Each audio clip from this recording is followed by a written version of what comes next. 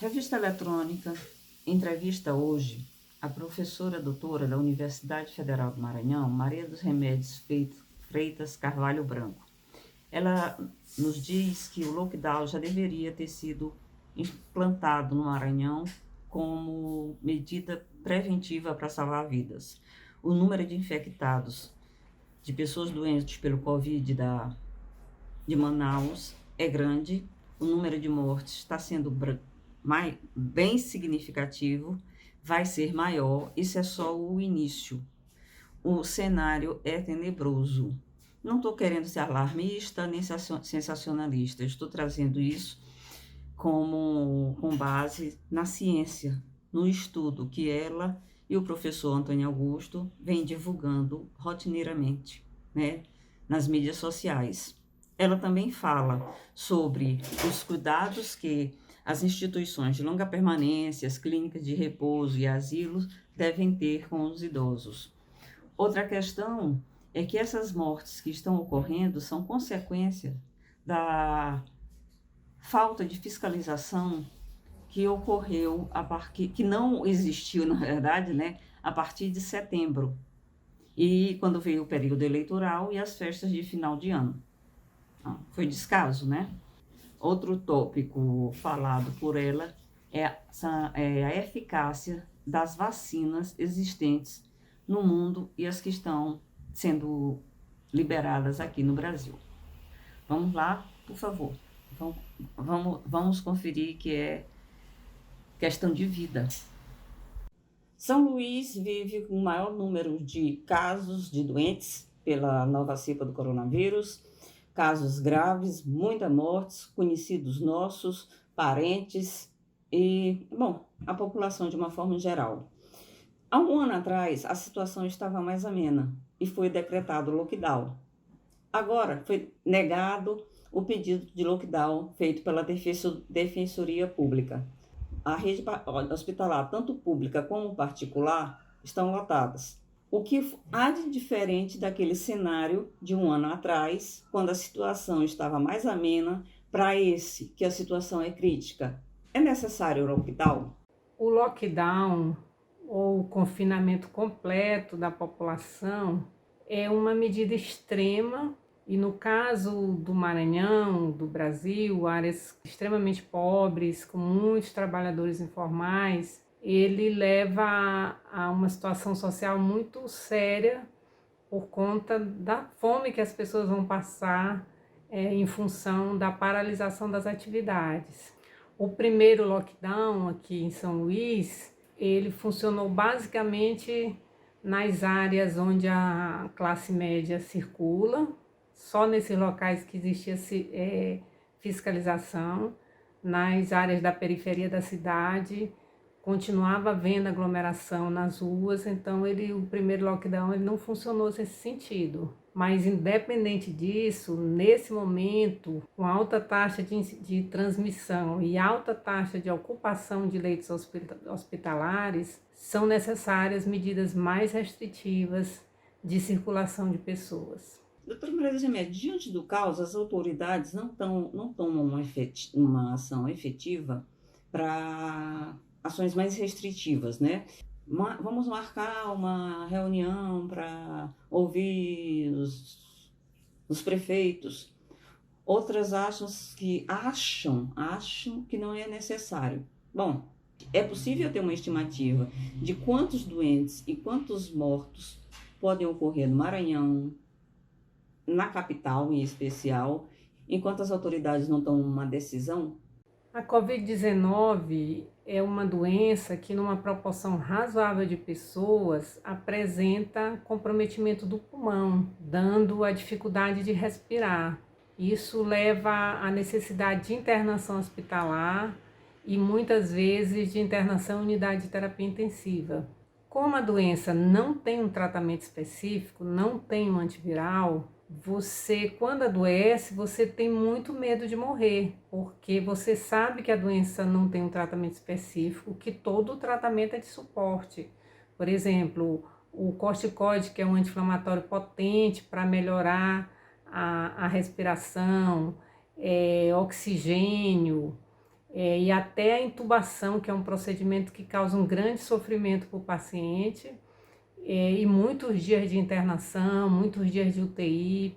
Então isso dá um sofrimento muito grande, um trauma na pessoa. A pessoa também perde muita massa muscular durante a internação, perde muito peso, muitas vezes sai muito fraca, mesmo uma pessoa jovem, sai sem condições de andar, né? Então ela precisa de cadeira de roda, vai precisar de um longo trabalho de reabilitação para ela recuperar a força muscular. E a gente tem visto uma proporção alta de jovens sendo internados com complicações. Fora isso, existem as complicações em relação à memória, né? Então, alterações neurológicas. Então, essa doença não é uma doença banal.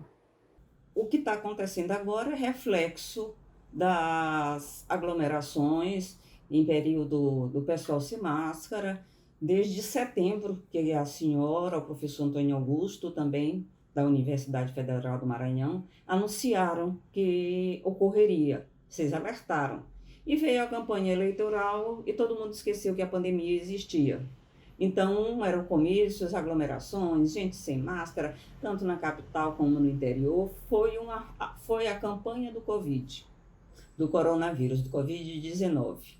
Em São Luís, aqui, nós já temos o péssimo exemplo do presidente Bolsonaro, né? E no Maranhão nós tivemos o péssimo exemplo do secretário estadual de saúde, o Carlos Lula, que participou de comício, né, no interior do estado, em palanques sem máscara. E, para completar, foi a convenção do PCdoB sem uso de máscara. Doutora, qual, afinal, a proteção das máscaras para as pessoas? Que tipo de máscara é mais eficaz? O uso de máscara, ele é indispensável para evitar a transmissão desse novo coronavírus. Com a circulação de novas cepas e cepas mais transmissíveis, mais agressivas, o ideal seria que todos nós usássemos aquela máscara N95, que parece um bico, mas é uma máscara mais cara e ela não tem quantidade nem suficiente para todos os profissionais de saúde.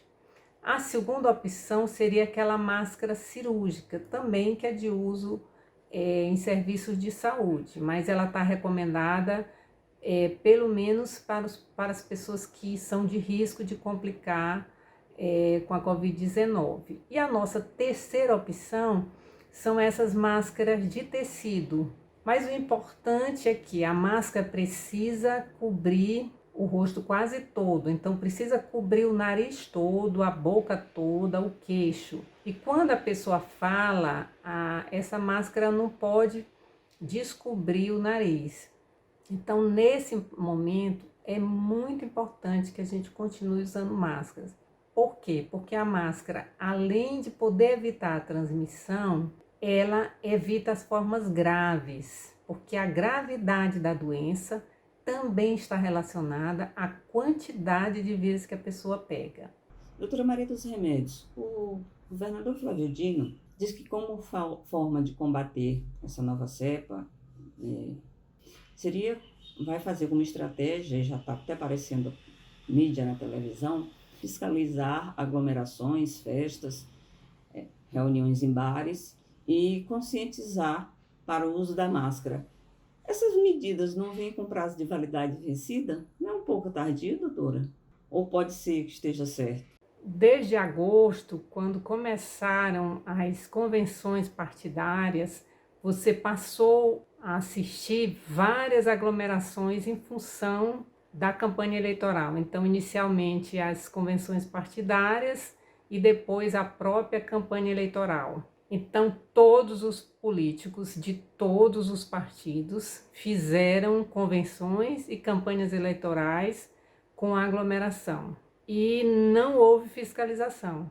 Seguramente isso contribuiu para o aumento dos casos, que foi perceptível a partir do final de setembro. Existem já as vacinas que estão no Brasil e outras que vão vir. Essas vacinas, a vacina única que está sendo utilizada no Brasil, ela é eficaz para a mutação do vírus? Quer dizer, quem tomou a primeira e a segunda dose vai estar protegido com a mutação do Covid?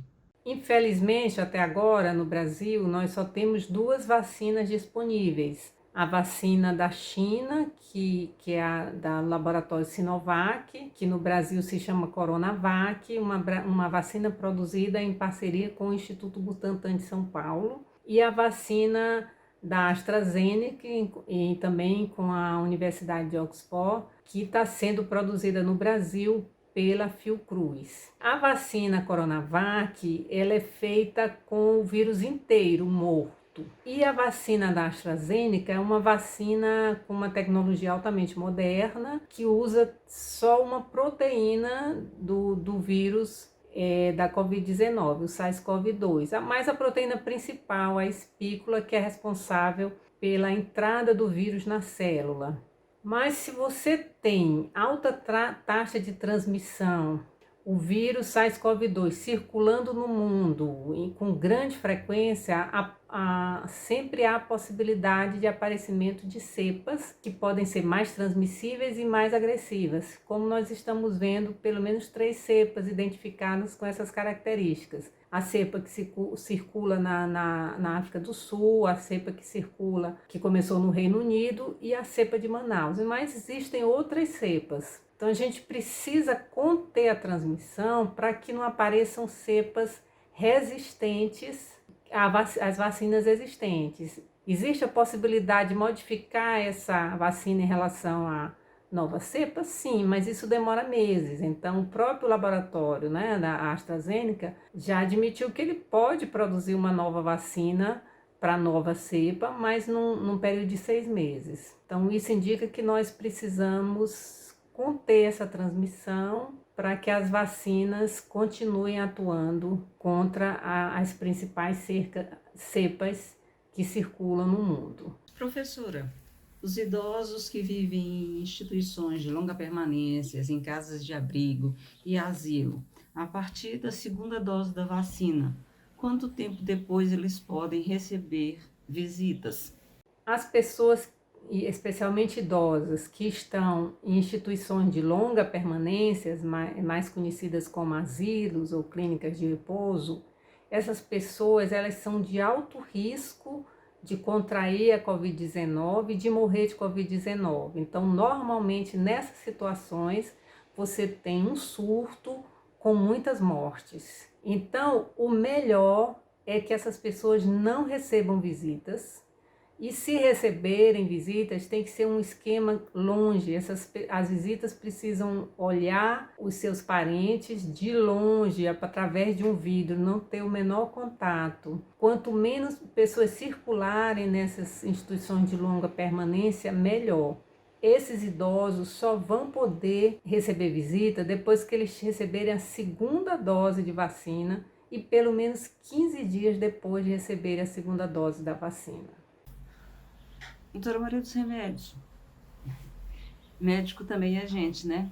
Diante dessa situação de pandemia, como vocês estão? Como está o emocional do profissional de saúde que está na linha de frente? De você, de infectologistas, pneumologistas, a equipe multidisciplinar que acompanha todos os casos, principalmente os que estão em UTI, que são entubados. Como está o emocional desse pessoal de linha de frente?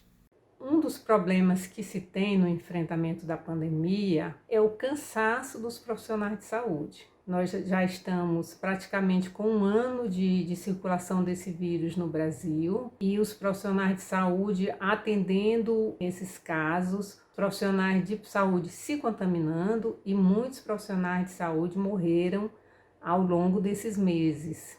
E as pessoas vão se cansando. Então, tem profissional de saúde que não quer mais trabalhar com Covid, que quer sair da linha de frente, isso no Brasil todo. existe um desgaste emocional muito grande. Por quê? Porque a doença não tem tratamento específico. Então, as pessoas que tomam remédio para febre, remédio para malária, achando que estão se tratando, estão se enganando. A doença não tem tratamento específico. Então, nós, profissionais de saúde, nós fomos formados para curar e não para assistir simplesmente o paciente morrer. Então, porque todas as medidas elas são de suporte, elas não garantem que o paciente vai sobreviver, porque depende da resposta do indivíduo àquele vírus. Por quê? Porque não existe um remédio contra o vírus. Felizmente, as pesquisas em vacina contra a Covid-19 foram muito rápidas e deram uma resposta num tempo recorde. Em dezembro do ano passado, nós já tínhamos vacinas disponíveis no mundo, mas infelizmente o tratamento, as pesquisas em tratamento estão muito lentas.